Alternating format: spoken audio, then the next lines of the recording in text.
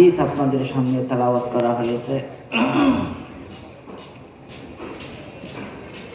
কোরআন এবং হাদিসের খোলাসা কথা, সার এবং সংক্ষেপ কথা হলো,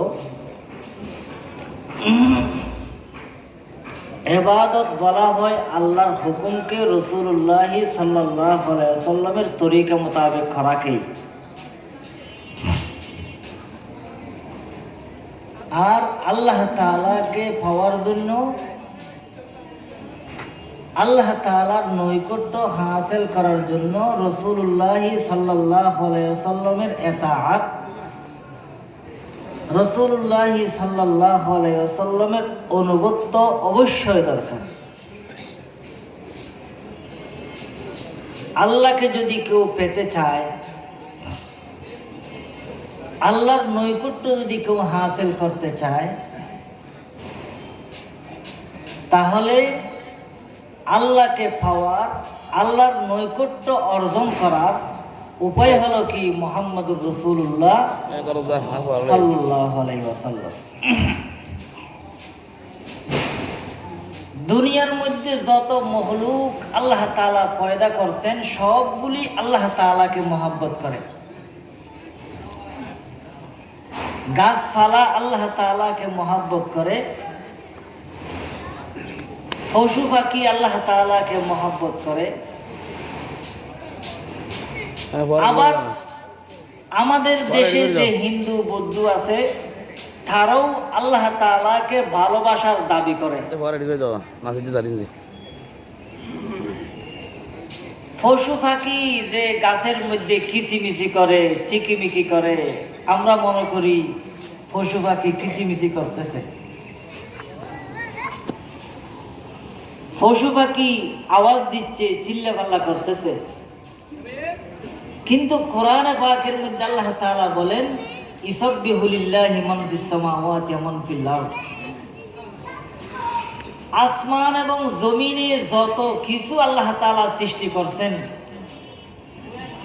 মানব দানব, গাছপালা, পশু পাখি, সবগুলি আল্লাহ তাআলাকে ভালোবাসে আর মহব্বত করে, আর আল্লাহর ইবাদত বندگی এবং জিকির করে।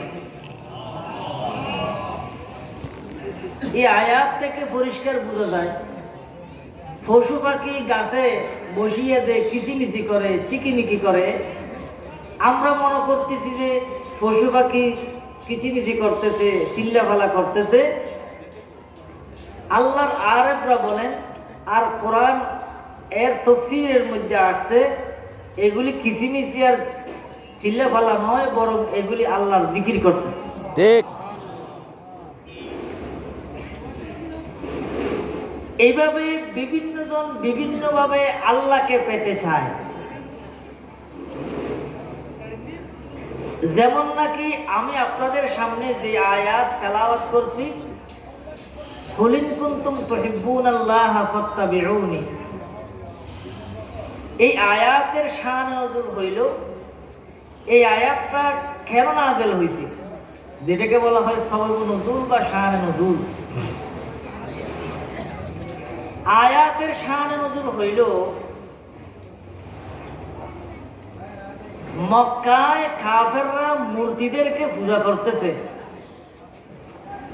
মূর্তিদের সিজদা করতেছে, মূর্তিদের জন্য মান্নত করতেছে,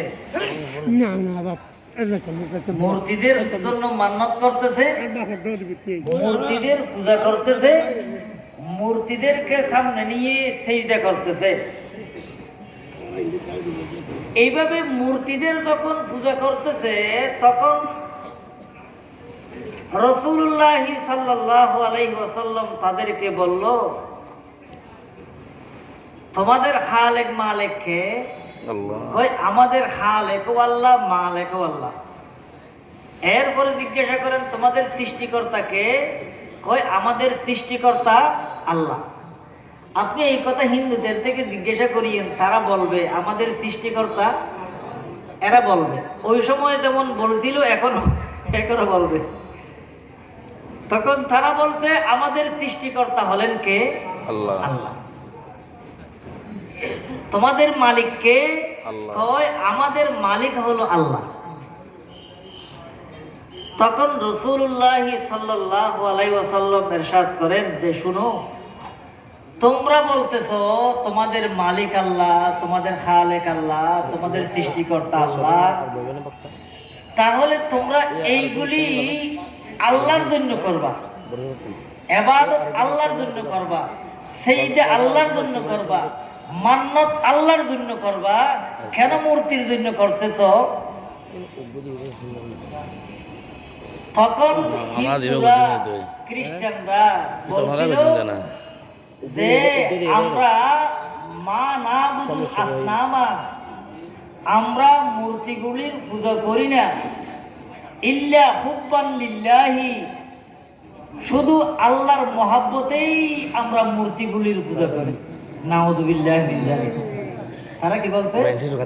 মা না বুঝুল আসনামা ইল্লা হুব্বান লিল্লাহি। এটা তাফসীরে জালালাইন শরীফের এভাবে আছে। জালালাইন শরীফের মধ্যে আমরা মূর্তির পূজা করি একমাত্র আল্লাহর মহব্বতে।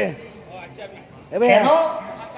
কই লিয়ুকাররিবুনা ইলাইহি, যে এই মূর্তিগুলির পূজা করলে মূর্তিগুলি সুপারিশ করিয়া আমাদেরকে আল্লাহর কাছে নিয়ে যাবে, এইগুলিকে পূজা করিয়ে আমরা আল্লাহকে পাবো।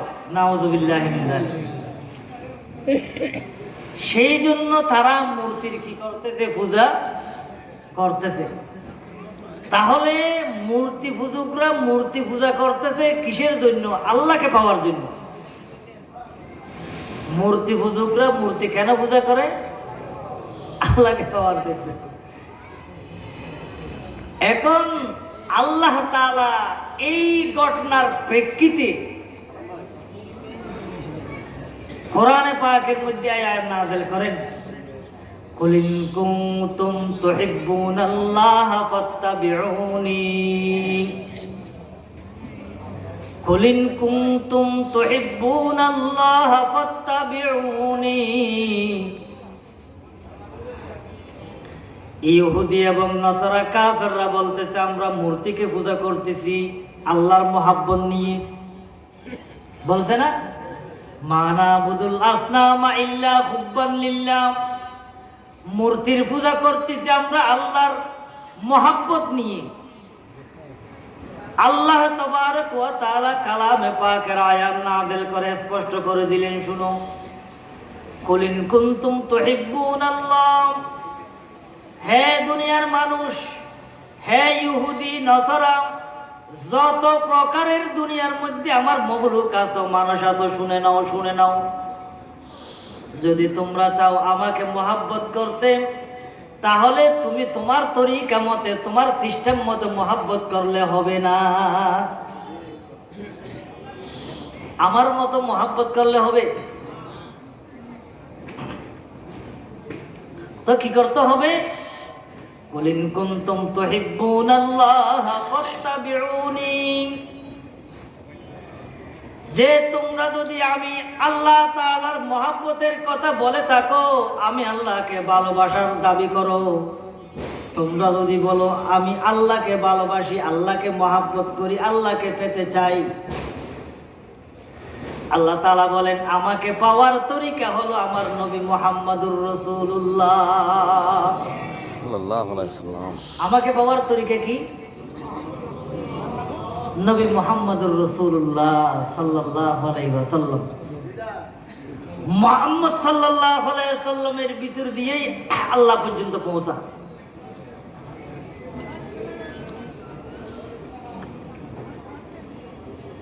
এখন মূর্তি পূজা নবী আলাইহিস সালাতু ওয়াস সালামের অনুসরণ হবে? নবী আলাইহিস সালাম কি মূর্তি পূজা করতে? করেনি। তাহলে আল্লাহ তাআলার মহব্বতের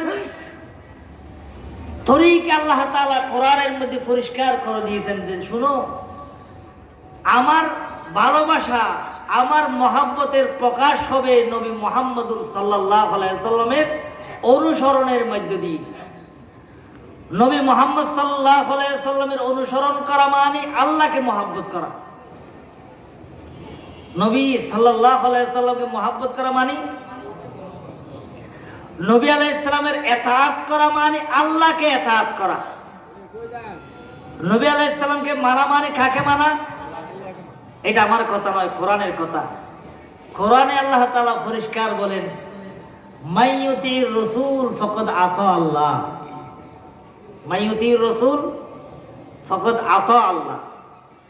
যে আল্লাহর রাসূলের ইতাআত করে, আল্লাহ তাআলা বলেন সে আমার অনুসরণ, আমার অনুগত্য করে, আমার হুকুম মানে। তাহলে নবী আলাইহিস সালামের ইতাআত, নবী আলাইহিস সালাতু ওয়াস সালামের অনুসরণ, এইটা করবে কখন? যখন নবী আলাইহিস সালামকে সিনার মতো চিনবে। নবী আলাইহিস সালামকে যখন সিনার মতো চিনবে, তখন নবী আলাইহিস সালামকে ইতাআত করবে, মানবে। কারণ আমাদের দেশে একটা প্রবাদ বাক্য আছে, চিনছে যারা মানছে তারা, চিনেনি যারা মানেনি তারা। প্রবাদ বাক্যটা কি? চিনছে যারা মানছে তারা, চিনেনি যারা মানেনি তারা। নবী আলাইহিস সালাতু ওয়াস সালামকে যারা চিনছে তারা মানছে, যারা চিনে নাই। একটা ঘটনা বলি। এক ইহুদি নবী আলাইহিস সালাতু ওয়াস সালামকে কষ্ট দেওয়ার জন্য, নবী আলাইহিস সালাতু ওয়াস সালামের ক্ষতি করার জন্য একটা শিকারী কুকুর পালতেছিল।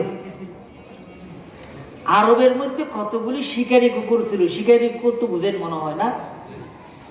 তখনকার লোক বন জঙ্গল থেকে হরিণ, বিভিন্ন কিছু শিকার করত। এদের কিছু কুকুর ছিল, ওইগুলিকে প্রশিক্ষণ দিত। ওরা যদি ধরতে না পারে, কুকুর পাঠাই দিলে কুকুর এগুলিকে ধরে আনত। মানে কুকুরগুলিকে এমন ভাবে প্রশিক্ষণ দিত, ওরা যেদিকে ইশারা করে, যেভাবে করে সেভাবে কুকুরগুলি করত। এখন ইহুদি কুকুরকে দীর্ঘদিন খাওয়াতে খাওয়াতে বড় মোটা তাজা করছে এবং প্রশিক্ষণ দিছে। এইভাবে প্রশিক্ষণ দিছে যে ইশারা করলেই যেটা বলে সেটা বুঝে। এবং কুকুরকে এমন ভাবে শিক্ষা দিছে যে আমার ঘরে একটা লোক আসবে, তাকে আমি ইশারা করার সাথে সাথে তুমি আঘাত করবা। কুকুরকে রেডি করছে। এখন ওই ইহুদি রাসূলুল্লাহ সাল্লাল্লাহু আলাইহি ওয়াসাল্লামের দরবারে গেছে, আই মুহাম্মদ, আপনার জন্য আমার অন্তর জ্বলে, আপনাকে আমার মনে চায় একটু দাওয়াত খাওয়ার জন্য। আপনি যদি আমার ঘরে একটু তশরিফ নেন। এইভাবে যা বলার সব বলছে। রাসূলুল্লাহ সাল্লাল্লাহু আলাইহি ওয়াসাল্লাম ইহুদির দাওয়াত গ্রহণ করতে।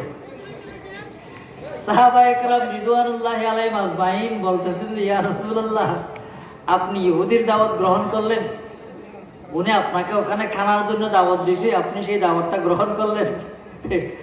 রাসূলুল্লাহ সাল্লাল্লাহু আলাইহি ওয়াসাল্লাম ইরশাদ করেন যে, আমার সাহাবারা শুনো, সে আমাকে খানার দাওয়াত দিছে, আমি তার দাওয়াত গ্রহণ করছি তাকে কলমা পড়ানোর জন্য। সুবহানাল্লাহ।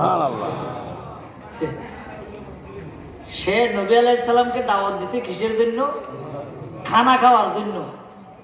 আর নবী আলাইহিস সালাম বলেন যে আমি তার দাওয়াত গ্রহণ করছি তাকে কলমা পড়ানোর জন্য। এখন সাহাবায়ে কেরাম তার কিছু বলতে পারে না। নবী আলাইহিস সালাতু ওয়াস সালাম সময় মতে আপন ঘর থেকে বাহির হইলেন। ইহুদি ঘরের মধ্যে বসিয়ে অপেক্ষা করতেছে, ইন্তজার করতেছে যখন মুহাম্মদ সাল্লাল্লাহু আলাইহি সাল্লাম আমার ঘরের এইভাবে গেট দিয়ে ঢুকবে, কুকুরকে সে ইশারা করবে, সাথে সাথে কুকুর নবী আলাইহিস সালামের উপর আক্রমণ করার জন্য তৈয়ার। রাসূলুল্লাহ সাল্লাল্লাহু আলাইহি সাল্লাম যখন ওই ইহুদির গেট দিয়ে ঢুকতেছিল, তখন কুকুরকে ইশারা করার সাথে সাথে কুকুর এমন ভাবে দৌড় দিল নবী আলাইহিস সালাতু ওয়াস সালামের দিকে, বিজলির মতো দৌড় দিল। নবী আলাইহিস সালাতু ওয়াস সালামের চেহারার দিকে তাকানোর সাথে সাথে কুকুর নিজের মাথাকে মাটির দিকে করে ফেললো,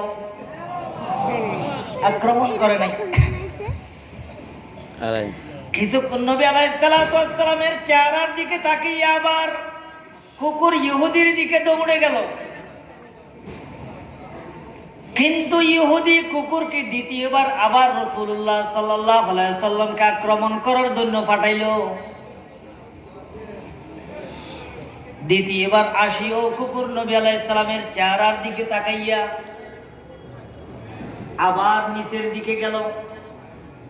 মালিকের দিকে যখন গেছেন, মালিক তখন তার হাতে একটা লাঠি নিছে, ওই লাঠিটাও শো করিয়া কুকুরকে বলতেছে, কুকুর তোমাকে দীর্ঘদিন খাওয়াইছি, দীর্ঘদিন পালছি, দীর্ঘদিন তোমাকে প্রশিক্ষণ দিছি, যেইটা করার জন্য তোমাকে এত প্রশিক্ষণ দিছি তুমি সেইটা করতেছ না কেন? এবার গিয়ে যদি তুমি ওকে আক্রমণ না করো, তোমাকে এই লাঠি দিয়ে আঘাত করব। এই কথা বলতে না বলতেন আল্লাহ তাবারক ওয়া তাআলার কি কুদরতির ফয়সালা, কুকুরের জবান খুলে গেল। কুকুর বলতে শুরু করলো, আই ইহুদি, তুমি যাই বলো না কেন, এই লোক যিনি আসছেন তাকে কি তুমি চিনছো? ইনি হলেন সাইয়্যিদুল আউয়ালিন ওয়াল আখিরিন, ইনি হলেন দুনিয়ার সরদার, ইনি হলেন এমন ব্যক্তি যিনি না হলেন পরে কুল কায়নাতকে আল্লাহ তাআলা সৃষ্টি করতেন না। এই নবীর দিকে আক্রমণ করার উদ্দেশ্যে সুর দেওয়া আমার শক্তি নাই।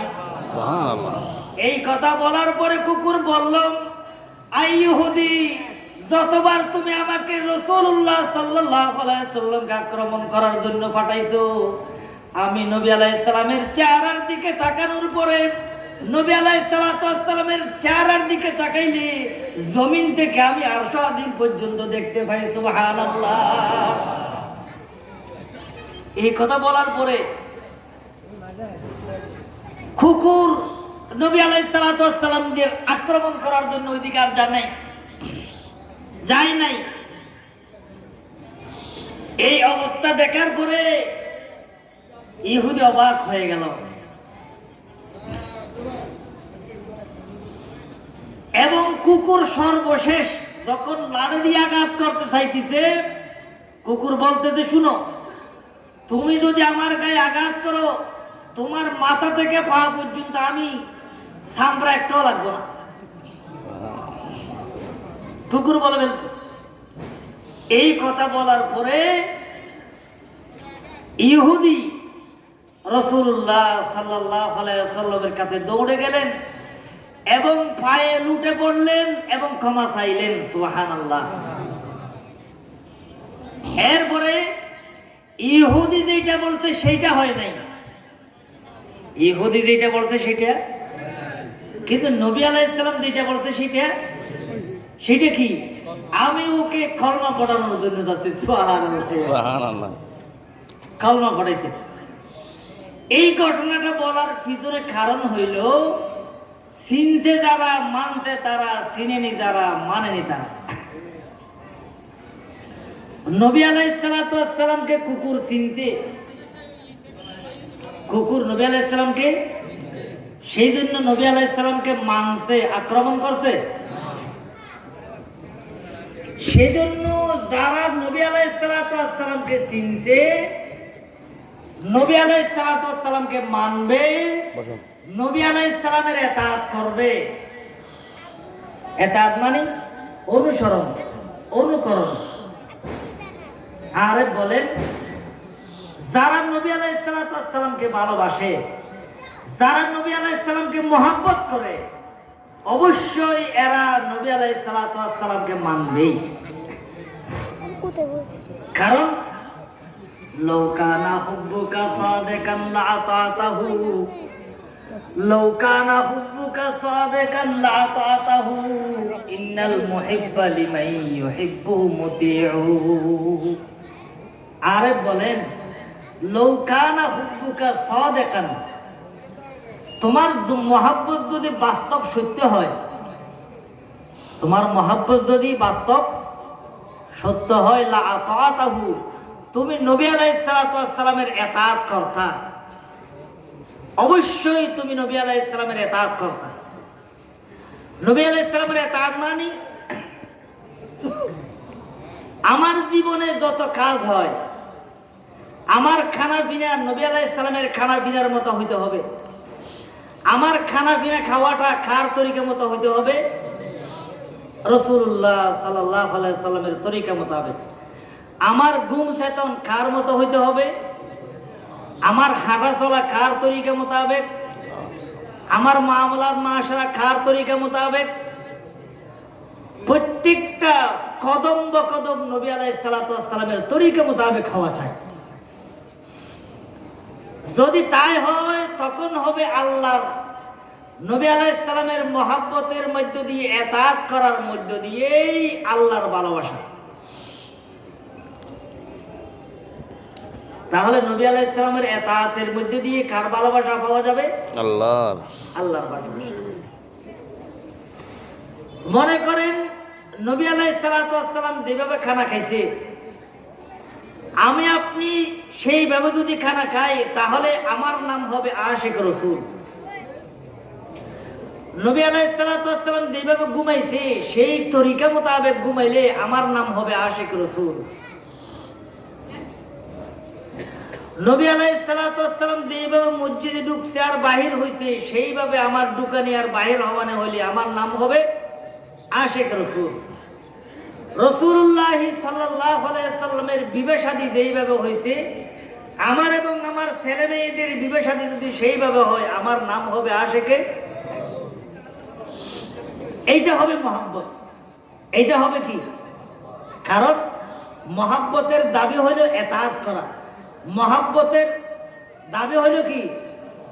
মানা, হতা মানা। মনে করেন আপনি একটা বিবাহ করছেন,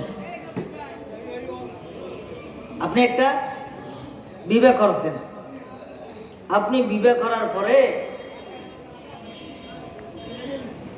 আপনার স্ত্রী আপনার কাছে আবদার করলো যে আমার জন্য একটা 3 পিস আনবা,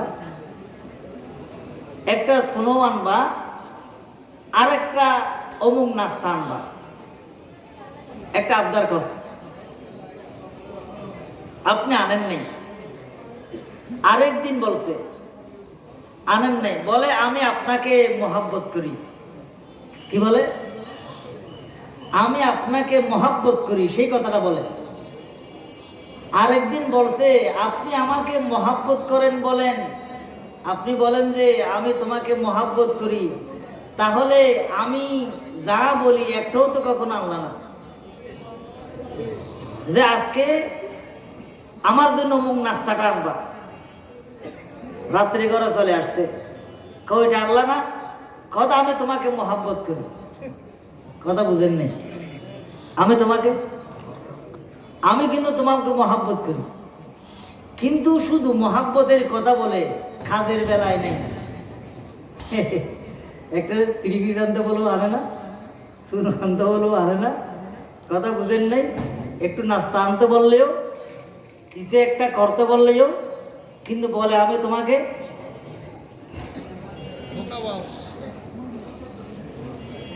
বিবি অপেক্ষা করতেছে, দেখো তোমাকে আমি দেখাবো।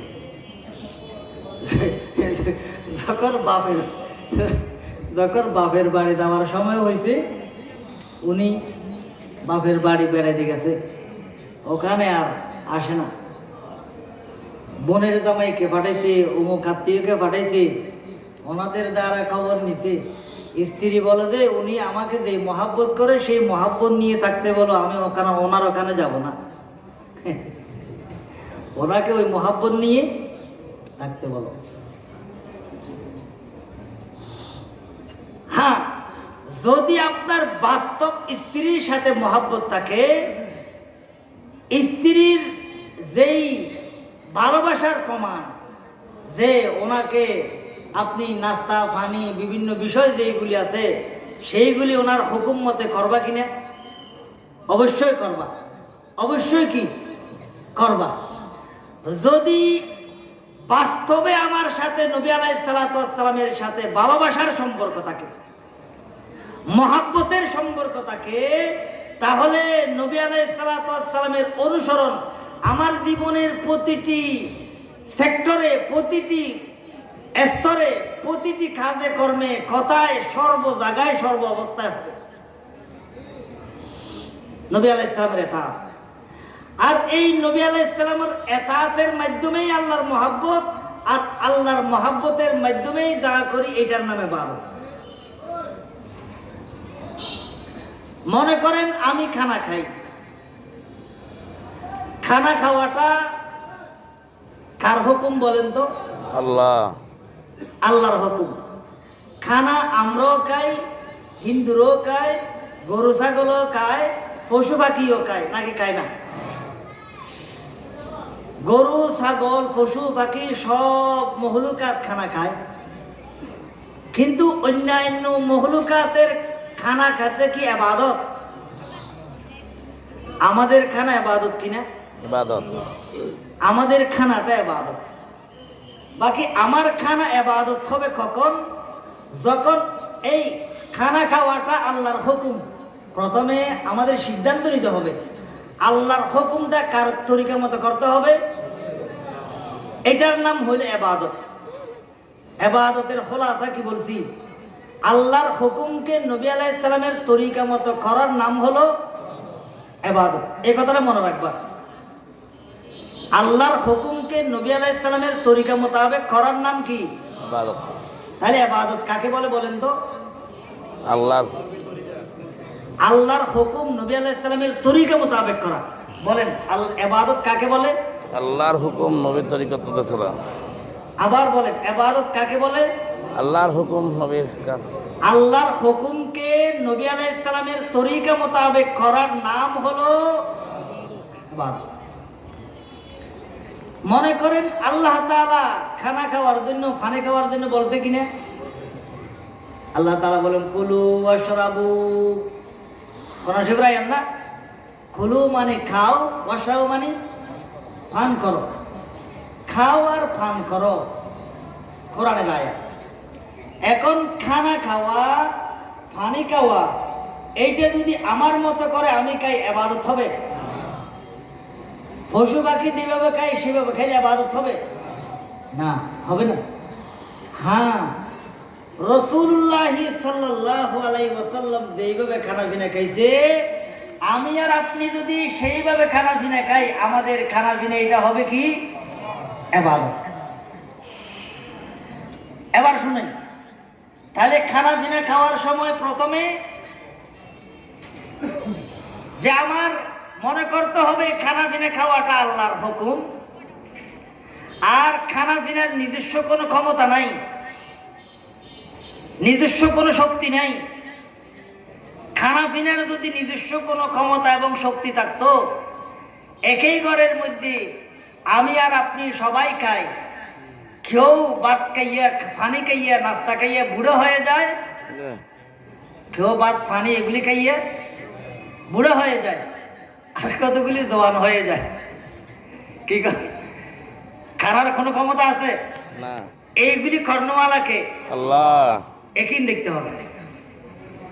তাহলে এই খানার নিজস্ব কোনো ক্ষমতা নাই, ক্ষমতা হলো কার হাতে? আল্লাহ, আল্লাহর হাতে। আর 3 নম্বরে, এই খানা পিনা খাইয়ে যা বল শক্তি হবে এইগুলি ইবাদত করার জন্য। কিসের জন্য? আমার খানা পিনা খাওয়াটা ইবাদত হয়ে যাবে। সুবহানাল্লাহ। সাথে সাথে 4র্থ নম্বরে